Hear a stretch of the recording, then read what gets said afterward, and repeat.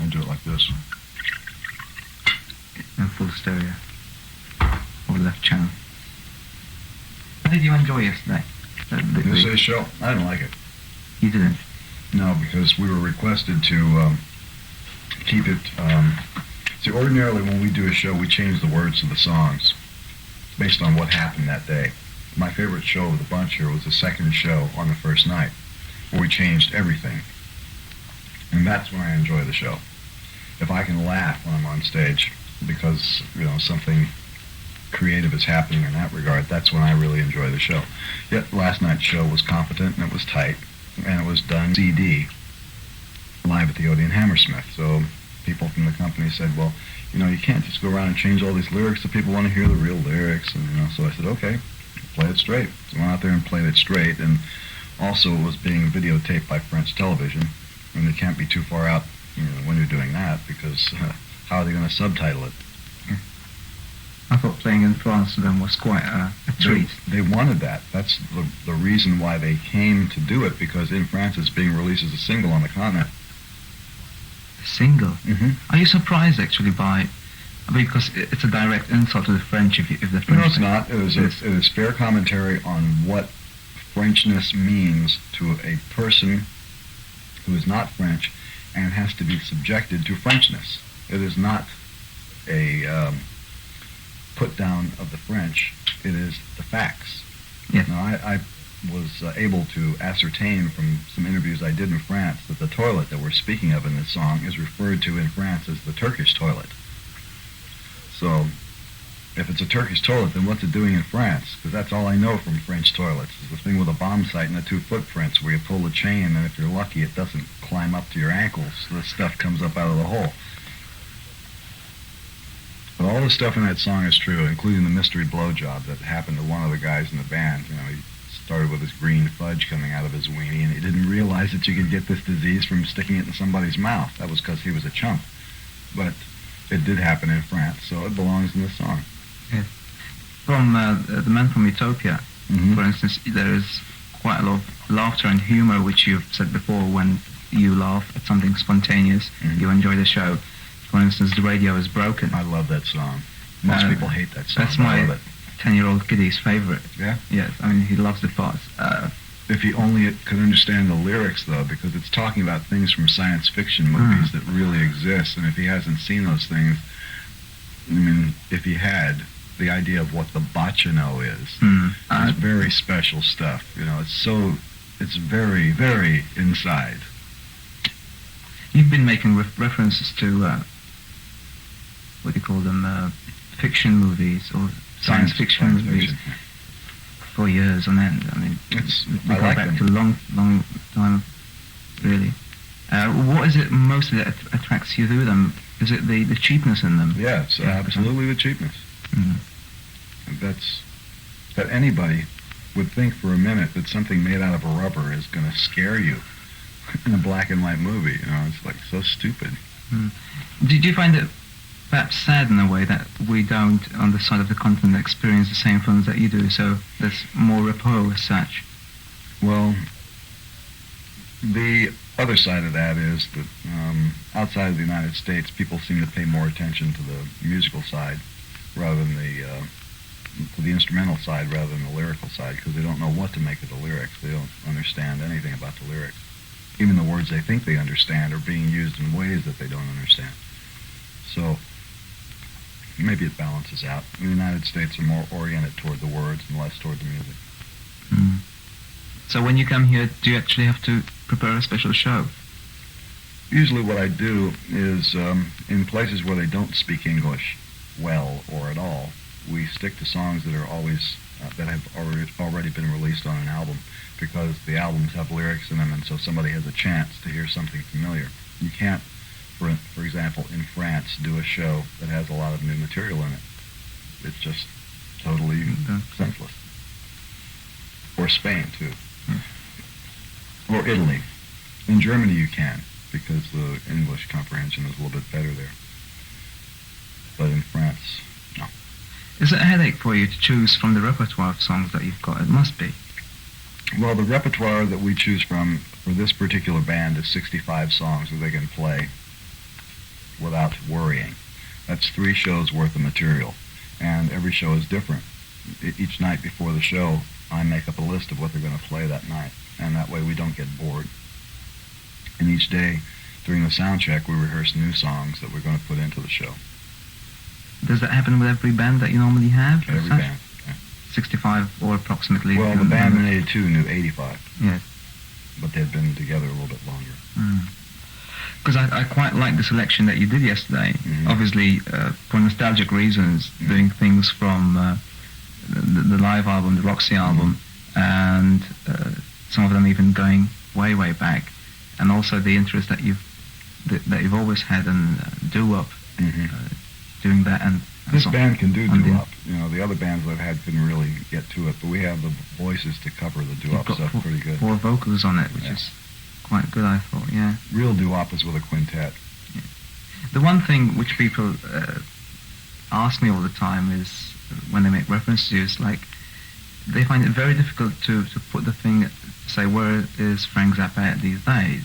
For instance, like... well, the question is, who cares? That's right. Why should I be anywhere? The fact is, I'm still making music of all different kinds, and why should I be anywhere that you want me to be? You know? It's like I shouldn't live in a box. It's not like the thing on this guy's hand here.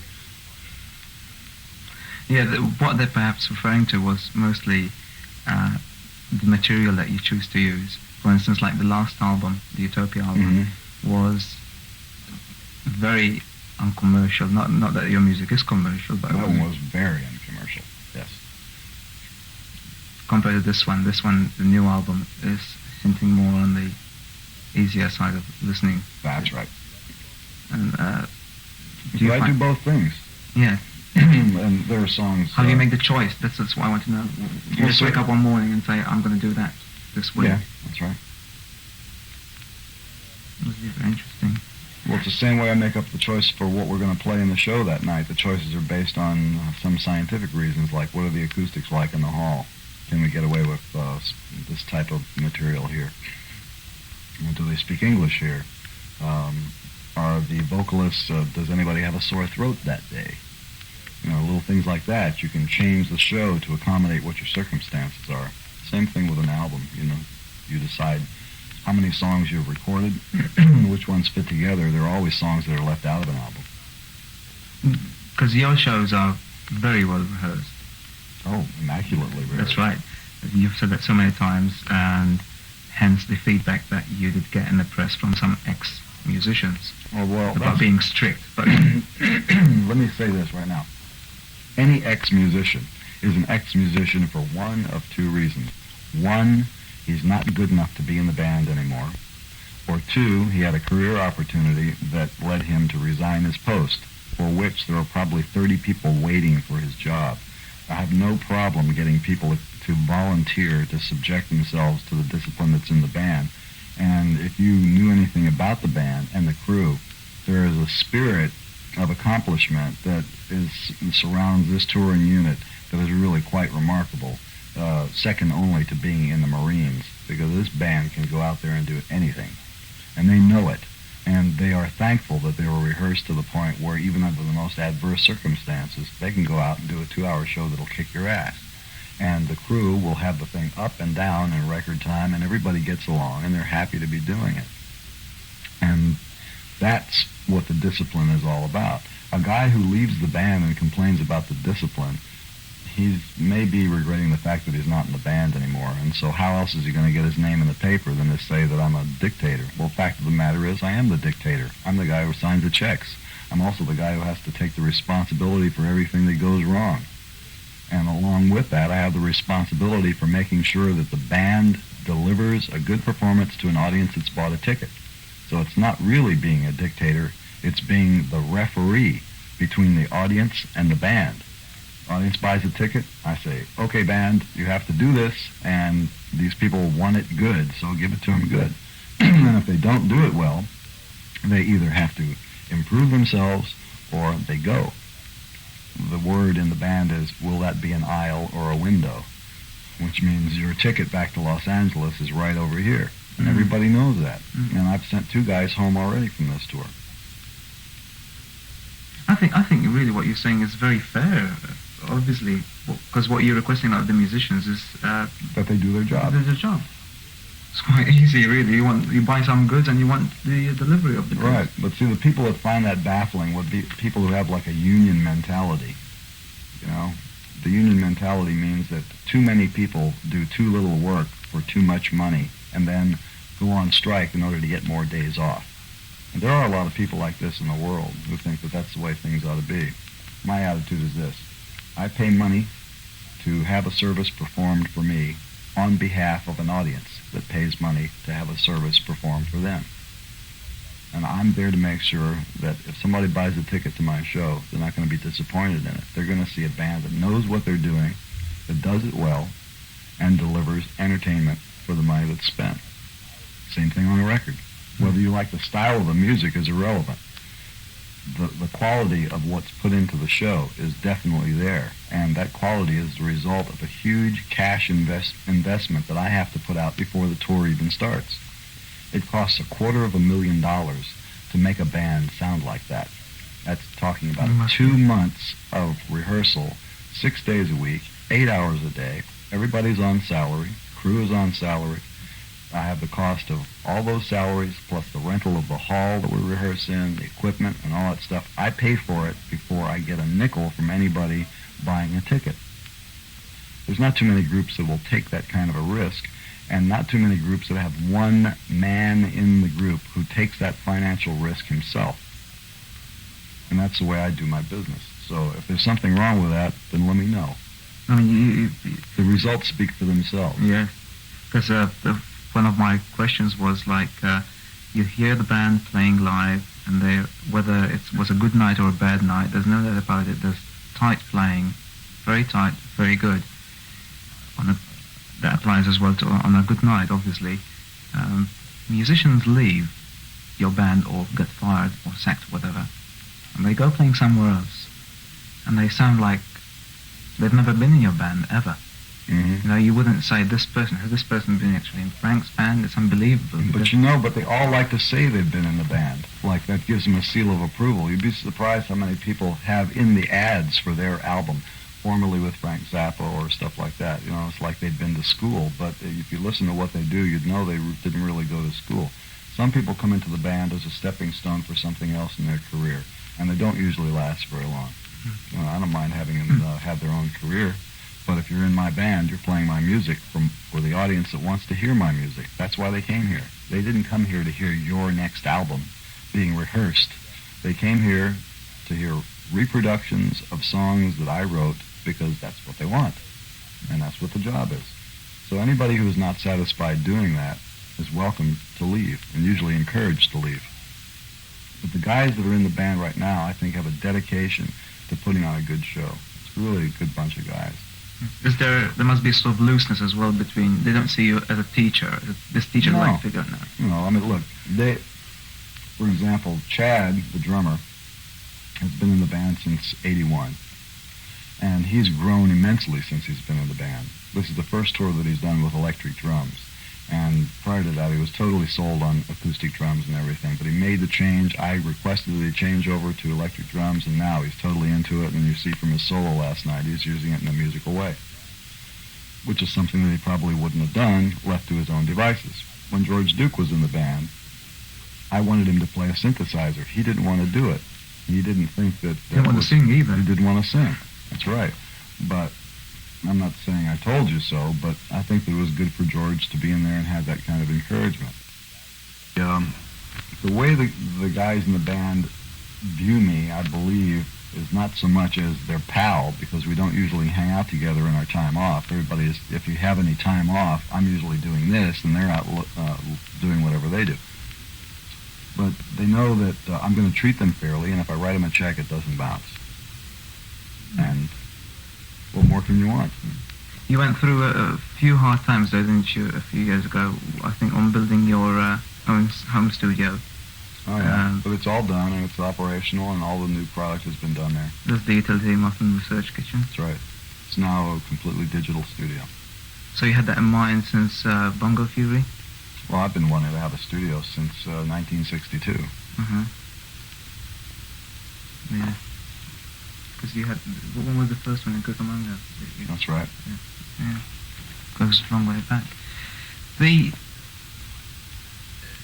last year you had a riot on your hands in Italy, or Sicily, is that Sicily, right? yeah. I mean, you went there for a visit of the old roots. That's right. I wanted to see the town that my father was born in, and I went there and I saw it, and then we played the concert, and the next thing you know, you have the army and the police, each with their own general telling them what to do, an audience that had brought their own guns, and they're shooting tear gas and tearing up this stadium that we're playing in. We played for an hour and a half in the middle of this riot with tear gas in our face and everything else, and when it was all over, we went off the stage and we were trapped inside this place. The audience was circling around outside shooting at the police, and the police were shooting back. That wasn't a very nostalgic view of your roots, wasn't it? Well, I got a pretty good idea of what my Sicilian roots are like after seeing the town of Partenico. It was pretty bleak. Yeah.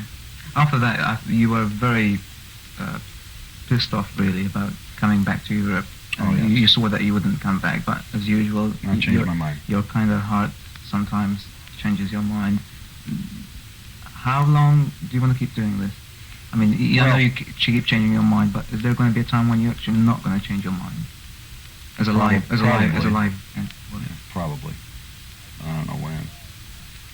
I mean, I try and accommodate my body, what my body feels like it wants to do. I think that's the only way you can live as a true pagan.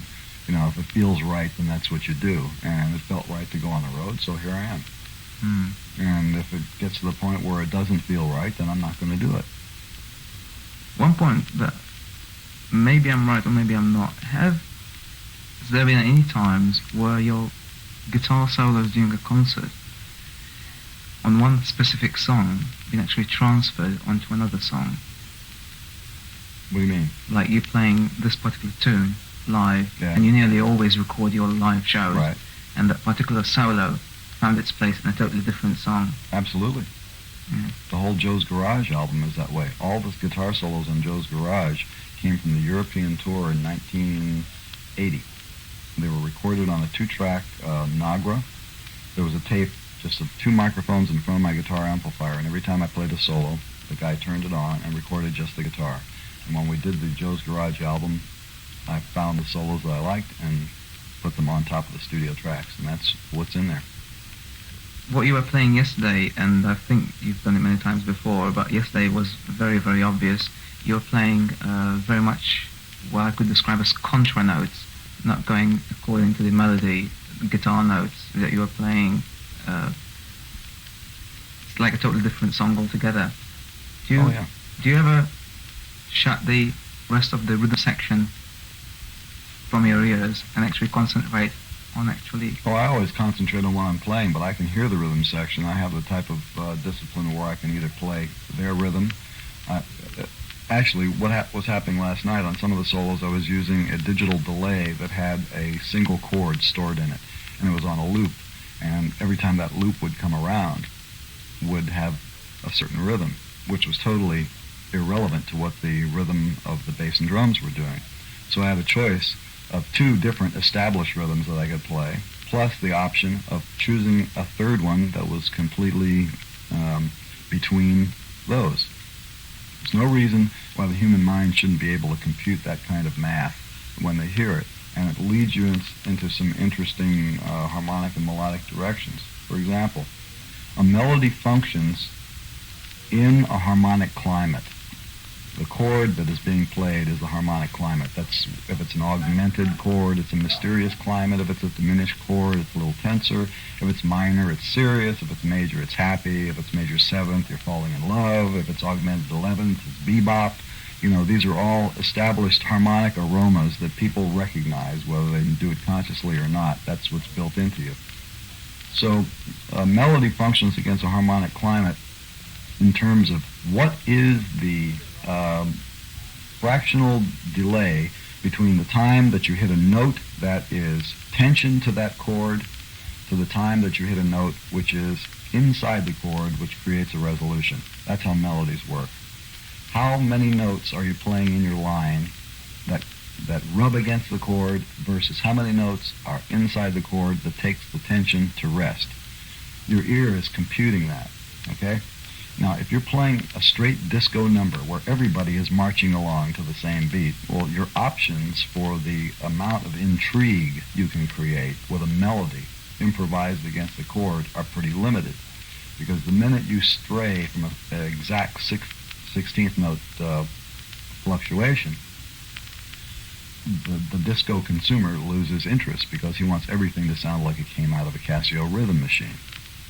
But with the type of stuff that I do, once the solo begins, unless it's a fixed 12-bar thing like I did 2 choruses on Penguin and Bondage in the key of D, that's that.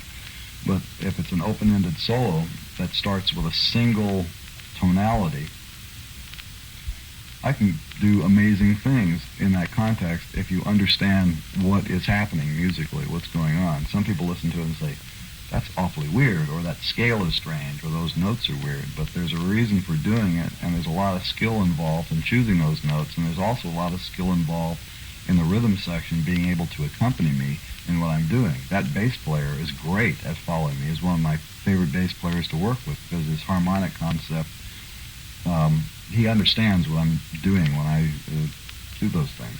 And one of the techniques I was using last night was the chord that was stored in the loop has no third in it. That means the pitch of the chord, which determines whether it's major, minor, augmented, or diminished, is missing. All you have is the root, the second, and the fifth.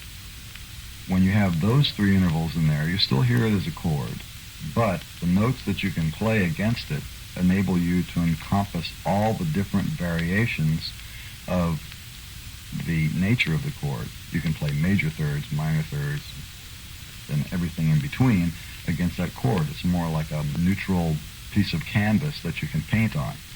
And consequently, the bass notes that support that chord,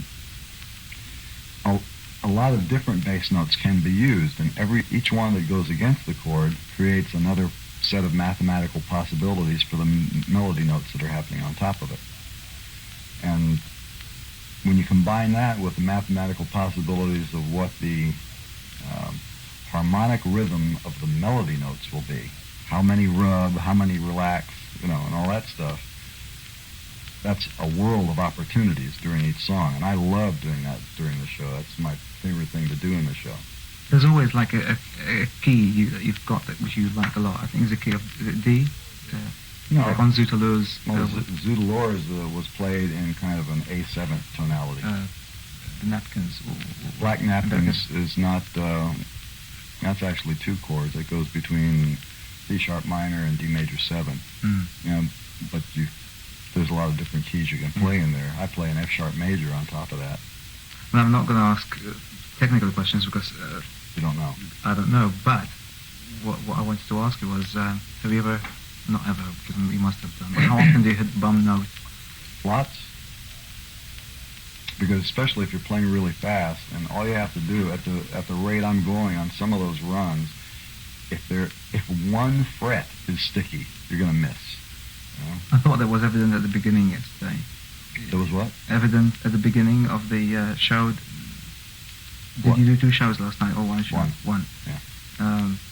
Like you weren't happy with the way your guitar playing was going, or were you happy? Oh, it was okay. I mean, I think that I played better solos the night before in the second show, and there was a couple of solos that I played last night that I thought were really good, but I'm the kind of a guy that would prefer to go out there and take his chances rather than learn a solo that goes in the song and play it exactly the same way every night. I mean, what kind of a life is that? I'd rather have the ups and downs than the assuredness that I was going to go out there and amaze everybody with technique. I want to hear some music, and the challenge for me is writing an instant composition while I'm playing, and that's what I do. Do you personally think that you're underrated as a guitarist? I think that I shouldn't be rated as a guitarist.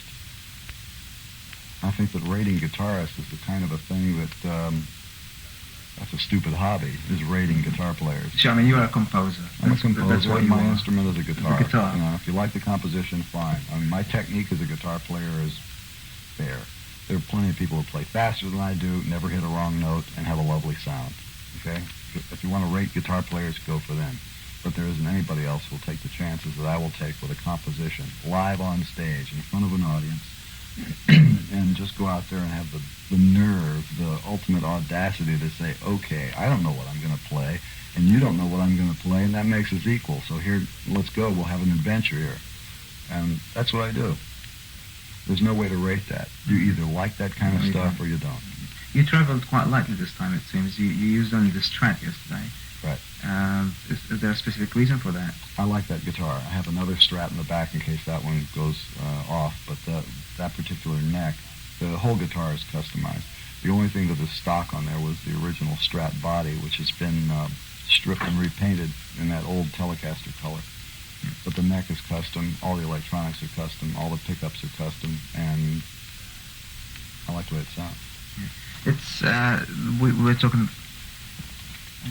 What you're talking about limitations as before, as if people want to compare you as good guitarist or bad guitarist against other guitarists, like some sort of match.